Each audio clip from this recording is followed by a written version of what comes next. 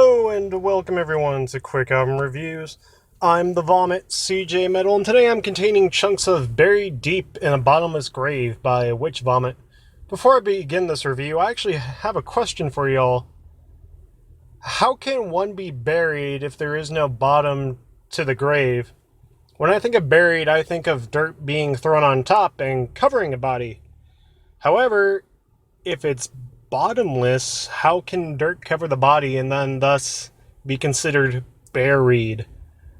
Because if you think about it, if it's bottomless, it's an endless free fall, which means the body just keeps falling, and so is the dirt, and the dirt never covers the body.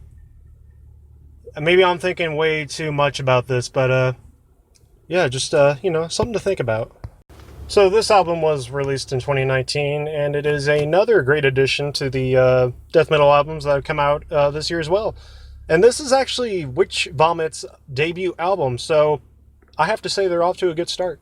What really stood out to me, though, on this album was the production. The band had a nice, full, dark, and distorted sound, and it didn't feel held back or suppressed by any means.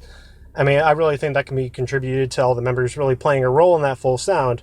Everything sounds dark and creepy, from the death growl vocals to the crushing drums and everything in between. It all just really comes together and really delivers a very nice, dark, sinister sound. So props to Witch Vomit for giving us some nice sounding production. So this is a death metal album after all, and so I have to talk about the riffs, which I thought were quite good. They aren't as technical as, say, Tomb Mold's newest album's riffs. And in fact, actually, this album's riffs are rather basic, but in this case, it works for the band and the album.